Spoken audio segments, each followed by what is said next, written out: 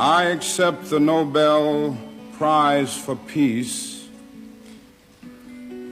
at a moment when 22 million Negroes of the United States are engaged in a creative battle to end the long night of racial injustice.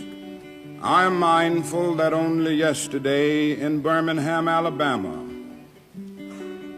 our children crying out for brotherhood were answered with fire hoses, snarling dogs, and even death.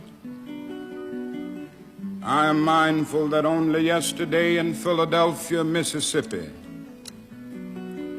young people seeking to secure the right to vote were brutalized and murdered. After contemplation, I conclude that this award, which I receive on behalf of that movement, is a profound recognition that nonviolence is the answer to the crucial political and moral questions of our time. The need for man to overcome oppression and violence without resorting to violence and oppression. Civilization and violence are antithetical concepts. Negroes of the United States, following the people of India, have demonstrated that nonviolence is not sterile passivity, but a powerful moral force which makes for social transformation. I accept this award today with an abiding faith in America and an audacious faith in the future of mankind. I refuse to accept despair as the final response to the ambiguities of history.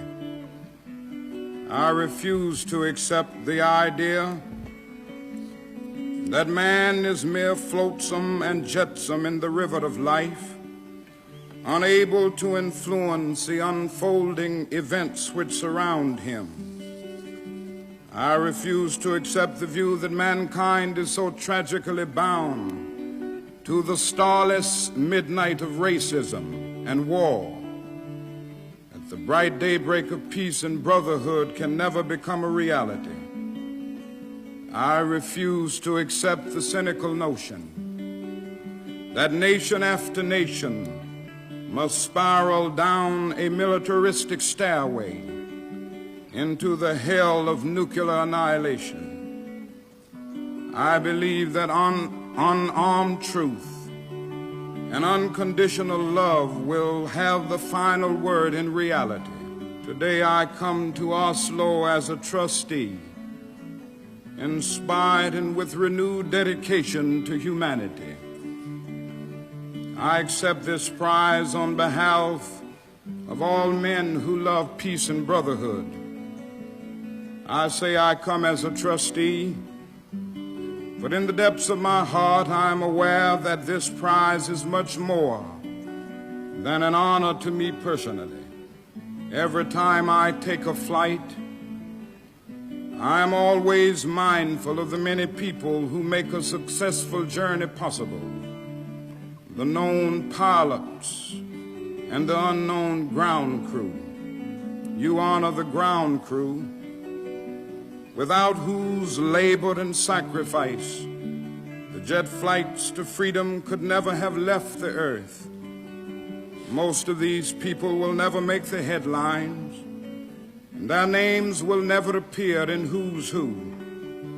Yet when years have rolled past, and when the blazing light of truth is focused on this marvelous age in which we live, men and women will know and children will be taught that we have a finer land, a better people, a more noble civilization, because these humble children of God were willing to suffer for righteousness' sake.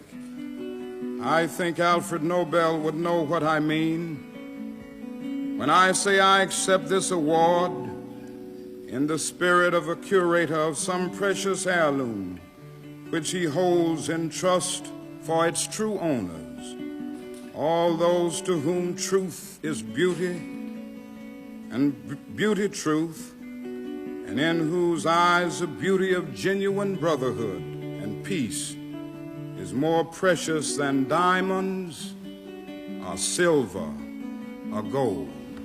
Thank you.